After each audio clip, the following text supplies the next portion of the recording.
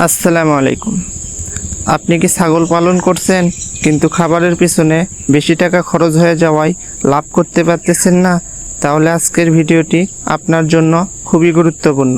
ছাগল পালনে লাভের একটি বড় অংশ নির্ভর করে সঠিকভাবে খাবার ব্যবস্থাপনার উপর।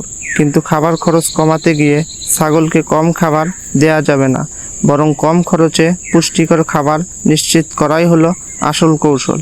আজকের ভিডিওতে জানবো এমন 7টি বাস্তবসম্মত উপায় যেগুলো সঠিকভাবে কাজে লাগাতে পারলে আপনার খামারের খাবার খরচ উল্লেখযোগ্যভাবে কমানো সম্ভব। ভিডিওটি শেষ পর্যন্ত দেখুন, কারণ শেষের কৌশলটি অনেক খামারই ব্যবহার করেন না। প্রথম কৌশল, স্থানীয় সবুজ ঘাস ও পাতা ব্যবহার করুন। ছাগলের খাবারের বড় একটি অংশ হতে পারে সবুজ ঘাস ও নিরাপদ গাছের পাতা। আপনার খামারের আশেপাশে যদি নেপিয়ার, জার্মান ঘাস বা অন্যান্য নিরাপদ ঘাস পাওয়া যায় তাহলে নিয়মিত সেগুলো সংগ্রহ করতে পারেন। এতে বাজার থেকে সব খাবার কিনে খাওয়ানোর প্রয়োজন কমে যায়। তবে একটা বিষয় মনে রাখবেন, যে কোনো গাছের পাতা ছাগলকে দেয়া যাবে না। পাতা দেওয়ার আগে নিশ্চিত হতে হবে সেটি ছাগলের জন্য নিরাপদ কিনা। অপরিচিত বা বিষাক্ত গাছের পাতা কখনোই খাওয়াবেন না। দ্বিতীয় কৌশল, নিজের জমিতে ঘাস উৎপাদন করুন। আপনার যদি অল্প জায়গাও থাকে সেখানে পরিকল্পিতভাবে ঘাস চাষ করুন। একবার ভালোভাবে ঘাসের জমি তৈরি করতে পারলে পরবর্তী সময়ে নিয়মিত সবুজ খাবার পাওয়া যায়। বিশেষ করে নেপিয়ার জাতীয় ঘাস চাষ করলে খামারের জন্য নিয়মিত সবুজ খাদ্যের ব্যবস্থা করা সম্ভব। এতে প্রতিদিন বাজার থেকে ঘাস কিনে আনার খরচ এবং পরিবহন খরচ দুটাই কমানো যায়। তাই জমি থাকলে ঘাস চাষকে খামারের বিনিয়োগ হিসাবে দেখুন, খরচ হিসাবে নয়। তৃতীয় কৌশল, খাবারের অপচয় বন্ধ করুন। অনেক খামারে ছাগলের খাবারের বড় একটি অংশ নষ্ট হয়ে যায়। মাটিতে খাবার ফেলে দিলে ছাগল পা দিয়ে নষ্ট করতে পারে, আবার অতিরিক্ত একসঙ্গে দিলে কিছু অংশ পড়ে গিয়ে নষ্ট হয়। তাই খাবার দেওয়ার জন্য পরিষ্কার ও উপযুক্ত ফিডার ব্যবহার করুন। একসঙ্গে অনেক খাবার না দিয়ে প্রয়োজন অনুযায়ী খাবার কতটা দিলে ছাগল খেয়ে শেষ করছে এবং কতটা পড়ে যাচ্ছে এটি কয়েকদিন পর্যবেক্ষণ করুন। খাবার কম কিনা নয়, খাবার নষ্ট না করাও খরচ কমানোর একটি বড় উপায়। চতুর্থ কৌশল, কৃষি ও সবজির নিরাপদ উচ্ছিষ্ট কাজে লাগান। বাড়ি বা খামারের আশেপাশে যদি নিরাপদ সবজির কিছু অংশ পড়ে থাকে সেগুলো ছাগলের জন্য খাদ্য হিসেবে ব্যবহার করা যেতে পারে, যেমন কিছু পরিষ্কার সবজির পাতা বা খাওয়ার উপযোগী অংশ। তবে এখানে সবচেয়ে গুরুত্বপূর্ণ বিষয় হলো নিরাপত্তা। পচা, ছত্রাক ধরা, দুর্গন্ধযুক্ত বা রাসায়নিকভাবে দূষিত খাবার ছাগলকে দেবেন না। পঞ্চম কৌশল, সুষম খাদ্য দিন। শুধু দানাদার খাবারের উপর নির্ভর করবেন না। অনেক খামারই মনে করেন বেশি দানাদার খাবার দিলেই ছাগল দ্রুত বড় হবে। আসলে ছাগলের বয়স, ওজন, জাত, গর্ভাবস্থা এবং উৎপাদনের অবস্থার উপর খাবারের প্রয়োজন ভিন্ন হতে পারে। তাই শুধু দানাদার খাবারের পরিমাণ বাড়িয়ে দেওয়া ঠিক নয়।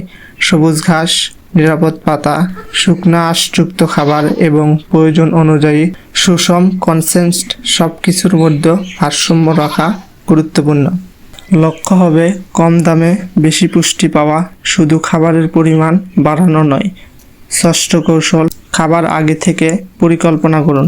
আপনি যদি প্রতিদিন বাজার থেকে প্রয়োজন অনুযায়ী খাবার কিনতে থাকেন তাহলে খরচ নিয়ন্ত্রণ করা কঠিন। তাই মাসিক বা সাপ্তাহিক খাবারের পরিকল্পনা তৈরি করুন, যেমন কতগুলো ছাগল আছে, তাদের বয়স কত, প্রতিদিন আনুমানিক কত খাবার প্রয়োজন এবং কোন খাবার নিজের খামার থেকে পাওয়া যাবে এসব হিসাব করুন। এরপর দেখুন কোন খাবার কিনতে হবে এবং কোন খাবার নিজের জমি বা স্থানীয় উৎস থেকে সংগ্রহ করা সম্ভব। এভাবে হিসাব করলে অপ্রয়োজনীয় খাবার কেনা অনেকটাই কমানো যায়। সপ্তম কৌশল, খাবারের হিসাব লিখে রাখুন। এটি সবচেয়ে গুরুত্বপূর্ণ কৌশলগুলোর একটি খাতা রাখুন। প্রতিদিন লিখুন ঘাসের খরচ কত, দানাদার খাবারের খরচ কত, খোল বা অন্যান্য খাদ্যের খরচ কত, মোট কত টাকা খরচ হলো। মাস শেষে হিসাব করুন। এরপর দেখুন কোন খাবারে বেশি টাকা যাচ্ছে এবং কোন খাবার নিজের খামার থেকেই উৎপাদন করা সম্ভব। এই হিসাবের মাধ্যমে আপনি ধীরে ধীরে খামারের অপ্রয়োজনীয় খরচ কমাতে পারবেন। গুরুত্বপূর্ণ সতর্কতা: খাবার খরচ কমানোর অর্থ ছাগলকে কম খাবার দেয়া নয়। ছাগলের পুষ্টির প্রয়োজন পূরণ না করে খাবার কমিয়ে দিলে ওজন কমতে পারে, রোগ প্রতিরোধ ক্ষমতা দুর্বল হতে পারে এবং খামারে ক্ষতি হতে পারে। এছাড়া হঠাৎ করে কোনো নতুন খাবার বেশি পরিমাণে দেওয়া ঠিক নয়।